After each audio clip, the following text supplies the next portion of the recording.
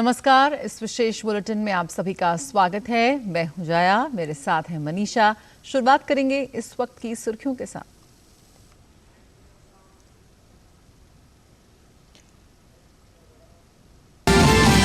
Operation Ajay के तहत पहली चार्टर्ड फ्लाइट से 212 भारतीय लौटे स्वदेश। फिलहाल इजरायल में है 18,000 भारतीय।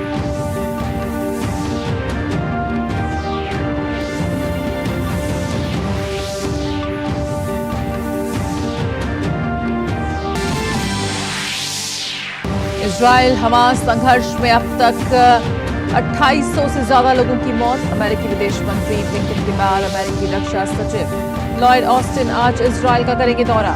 इजरायल की संसद ने यूनिटी सरकार को दी मंजूरी।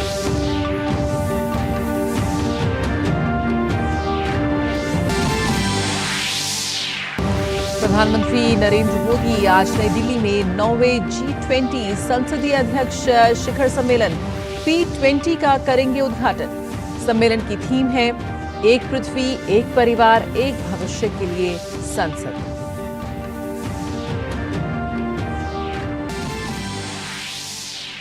आईसीसी विश्व कप में चेन्नई में न्यूजीलैंड का सामना बांग्लादेश से आज। न्यूजीलैंड के कप्तान केन विलियमसन की टीम में वापसी।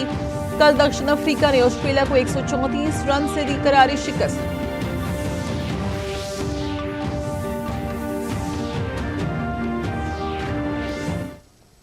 सबसे पहले बात ऑपरेशन अजय की, जिसके तहत इजरायल के तेल अवीव हवाई अड्डे से 212 भारतीय नागरिकों को लेकर पहली उड़ान दिल्ली हवाई अड्डे पर उतरी। केंद्रीय मंत्री राजीव चंद्रशेखर ने एयरपोर्ट पर नागरिकों का स्वागत किया। विदेश मंत्रालय के मुताबिक करीब 18,000 भारतीय इजरायल में रह रहे हैं, जबकि 13 भारतीय फिलिस्तीन के वेस्ट बैंक और 3 से 4 भारतीय गाजा में हैं।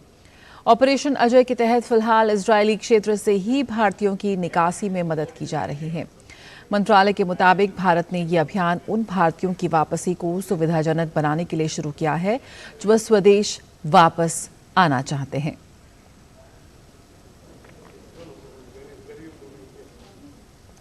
प्रधानमंत्री नरेंद्र मोदी आज नई दिल्ली स्थित यशोभूमि में 9वें G20 संसदीय अध्यक्ष शिखर सम्मेलन यानी P20 का उद्घाटन करेंगे। G20 की भारत की अध्यक्षता के विषय के अनुरूप 9वें P20 शिखर सम्मेलन का विषय एक पृथ्वी, एक परिवार, एक भविष्य के लिए संसद है। सम्मेलन में G20 देशों के अलावा 10 अन्य देश और अंतर्राष्ट्रीय संगठन भाग लेंगे। पैन अफ्रीकी संसद के अध्यक्ष पहली बार भारत में P20 कार्यक्रम में भाग ले रहे हैं। इस P20 शिखर सम्मेलन के दौरान होने वाले विषयगत सत्र निम्नलिखित 4 विषयों पर केंद्रित होंगे। सार्वजनिक डिजिटल प्लेटफॉर्मों के माध्यम से लोगों के जीवन में बदलाव, महिलाओं के नेतृत्व में विकास, SDG में तेजी और सतत ऊर्जा बदलाव। इन सत्रों में G20 सदस्यों और अतिथि देशों को साथ लाकर संसद किस प्रकार P20 के उद्देश्यों को प्रभावी ढंग से आगे बढ़ा सकती है, इस विषय पर व्यापक विचार विमर्श होगा। चुनाव आयोग मणिपुर और छत्तीसगढ़ में पहले चरण में होने वाले विधानसभा चुनाव की अधिसूचना आज जारी करेगा। मिजोरम की सभी 40 सीटों और छत्तीसगढ़ की 90 में से 20 सीटों पर 7 नवंबर को मतदान होगा। इसी के साथ दोनों राज्यों में आज से नामांकन की प्रक्रिया भी शुरू हो जाएगी, जो कि 20 अक्टूबर तक जारी रहेगी। इससे पहले चुनाव आयोग ने 9 अक्टूबर को 5 राज्यों की 679 विधानसभा सीटों पर चुनाव की तारीखों का ऐलान किया था। मिजोरम में विधानसभा चुनाव 7 नवंबर को होगा। छत्तीसगढ़ में विधानसभा चुनाव 7 नवंबर और 17 नवंबर को 2 चरणों में होगा। सभी राज्यों में मतगणना 3 दिसंबर को होगी। मिजोरम विधानसभा का कार्यकाल इस साल 17 दिसंबर को समाप्त हो रहा है। वहां मिजो नेशनल फ्रंट सत्ता में है। छत्तीसगढ़ विधानसभा का कार्यकाल अगले साल जनवरी में समाप्त हो रहा है। आम आदमी पार्टी ने गुरुवार देर रात छत्तीसगढ़ विधानसभा चुनाव के लिए अपने उम्मीदवारों की तीसरी सूची जारी कर दी है। आम आदमी पार्टी ने छत्तीसगढ़ में 11 उम्मीदवारों की घोषणा की है। जगदलपुर से नरेंद्र भवानी को मिला है मौका। इससे पहले 2018 के विधानसभा चुनावों में आम आदमी पार्टी ने छत्तीसगढ़ में 85 उम्मीदवार उतारे थे, लेकिन उनमें से सभी की जमानत जब्त हो गई थी। 90 सदस्यीय सदन के चुनावों में कांग्रेस की जीत हुई थी।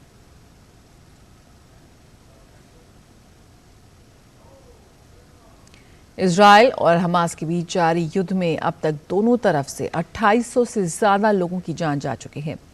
इजरायल के हमले में गाजा में 1500 से अधिक लोगों की हुई है मौत, जबकि हमास के हमले में अब तक 1300 से अधिक इजरायली नागरिक मारे गए हैं। इस बीच इजरायल की सेना ने कहा है कि उसने युद्ध शुरू होने के बाद से अब तक गाजा पे करीब 6000 बम गिराए हैं। साथ ही ये भी कहा गया है कि वह हमास के ठिकानों पर हमले कर रहा है। इस हमले के दौरान गाजा पट्टी के अस्पताल और संयुक्त राष्ट्र द्वारा बनाए गए आश्रय स्थल भी प्रभावित हुए हैं। और हमास हमले के बाद अमेरिका इजरायल के साथ पूरी मजबूती से खड़ा है। हमले के पहले दिन से ही अमेरिका ने इजरायल का साथ देने की बात दोहराई है। इसी बीच अमेरिकी रक्षा सचिव लॉयड ऑस्टिन आज इजरायल का दौरा करेंगे। अमेरिकी रक्षा सचिव इजरायल के प्रधानमंत्री बेंजामिन नेतन्याहू से मुलाकात करेंगे। अमेरिकी रक्षा सचिव इजरायल के पीएम के अलावा वहां की आपातकालीन सरकार के साथ भी बैठक करेंगे। इजरायल की संसद ने गाजा में हमास के साथ युद्ध लड़ने के अपने दृढ़ संकल्प को प्रदर्शित करने के लिए कल प्रधानमंत्री बेंजामिन नेतन्याहू की आपातकालीन यूनिटी गवर्नमेंट को मंजूरी दी है। इस सरकार में कई विपक्षी सांसद भी शामिल थे। समझौते के तहत पूर्व रक्षा मंत्री बेनी गेट्स और उनकी छोटी मध्यमार्गी पार्टी के सदस्य नेतन्याहू की गठबंधन में शामिल होंगे, जो इजरायल के इतिहास की सबसे दक्षिणपंथी सरकारों में से एक है, जिसका गैट्स ने पहले कड़ा विरोध किया था।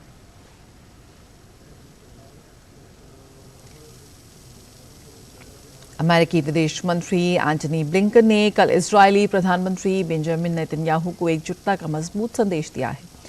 उन्होंने कहा कि इजरायल को जब भी अमेरिका की जरूरत पड़ेगी तब अमेरिका उसके साथ खड़ा मिलेगा। इजरायल के दौरे के बाद अमेरिकी विदेश मंत्री एंटनी ब्लिंकन किंग अब्दुल्ला और फिलिस्तीनी प्राधिकरण के अध्यक्ष महमूद अब्बास से मिलने के लिए जॉर्डन पहुंचे। अमेरिकी राजनयिक ने इजरायल के प्रधानमंत्री बेंजामिन नेतन्याहू को एकजुटता का एक मजबूत संदेश दिया। ब्लिंकन की प्रमुख अमेरिकी सहयोगियों कतर, सऊदी अरब, मिस्र और संयुक्त अरब अमीरात की यात्रा की भी योजना है, जिनमें से कुछ का हमास पर प्रभाव है। ब्लिंकन ने इजरायल से संयम बरतने का आग्रह किया है, लेकिन अमेरिका के अटूट समर्थन को दोहराया है। वक्त एक छोटे से ब्रेक का, जल्द हाजिर होते हैं।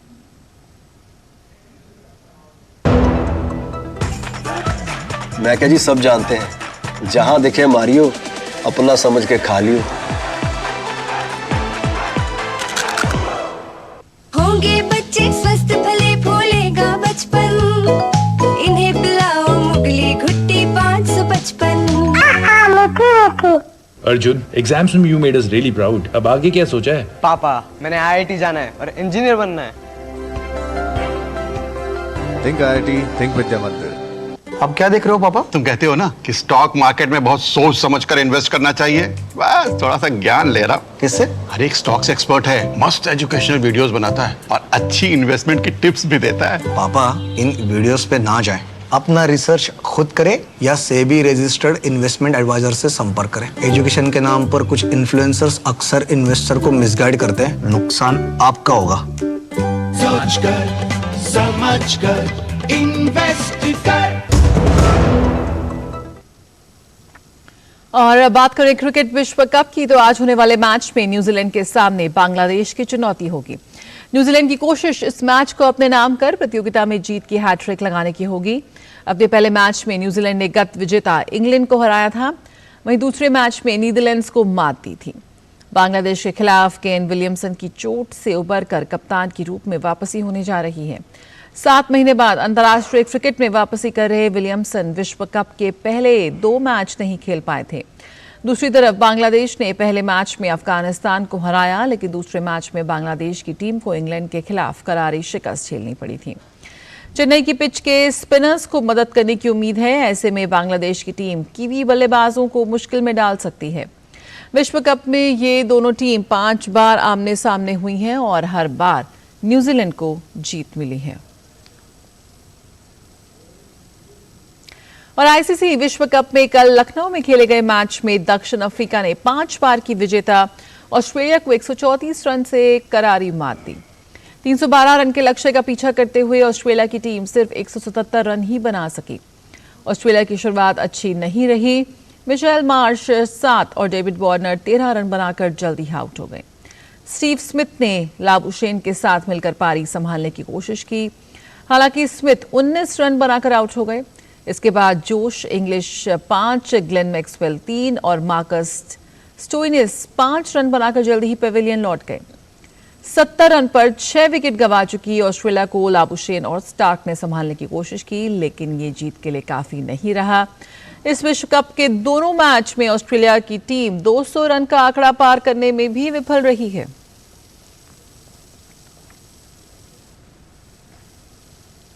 और इससे पहले ऑस्ट्रेलिया ने टॉस जीतकर गेंदबाजी का निर्णय किया। कप्तान तेम्बा बावुमा और क्विंटन डिकॉक ने दक्षिण अफ्रीका को अच्छी शुरुआत दी। दोनों ने पहले विकेट के लिए शतकीय साझेदारी निभाई। बावुमा 35 रन बनाकर आउट हुए, वहीं वैन डे ड्यूसन को 26 रन पर जंपा ने आउट किया। क्विंटन डिकॉक ने शतक लगाने में सफलता पाई, वे 109 रन बनाकर आउट हुए हैं। एडन मार्करम ने तेजी से 56 रन की पारी खेली है। अंत के ओवरों में क्लासेन ने 29 और जैनसन ने 26 रन का योगदान दिया। इस तरह दक्षिण अफ्रीका ने 50 ओवर में 7 विकेट पर 311 रन बनाए हैं। ऑस्ट्रेलिया के लिए स्टार्क और मैक्सवेल ने 2-2 विकेट लिए।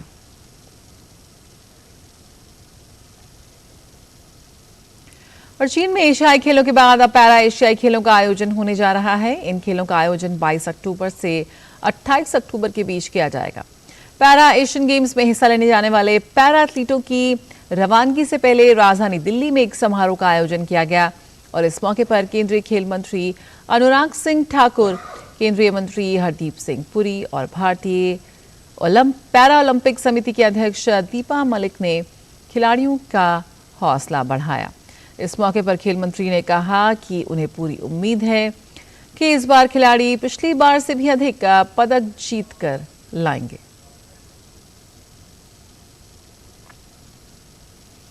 और खुदरा महंगाई दर में सितंबर में गिरावट दर्ज की गई है। यह अगस्त महीने के 6.83% से घटकर 5.02% हो गई है। सितंबर में खाद्य मुद्रास्फीति 6.56% रही, जो कि अगस्त में 9.94% थी। सितंबर महीने में खुदरा महंगाई ग्रामीण क्षेत्रों में 5.33 और शहरी क्षेत्रों में 4.65% रही है। इससे पहले आरबीआई के गवर्नर शक्तिकांत दास ने सितंबर से मुद्रास्फीति में कमी आने की उम्मीद जताई थी। रिजर्व बैंक के सर्वेक्षण में शामिल अर्थशास्त्रियों समेत पेशेवर पूर्वानुमानकर्ताओं ने अनुमान जताया कि उपभोक्ता मूल्य सूचकांक आधारित मुद्रास्फीति सितंबर तिमाही के 6.6% से घटकर दिसंबर तिमाही में 5.5% पर आ जाएगी। इसके अलावा मार्च 2024 की तिमाही में ये घटकर 5.1 पर आ जाएगी। इसी के साथ इस विशेष बुलेटिन में इतना ही। मुझे और मनीषा को दीजिए इजाजत। नमस्कार।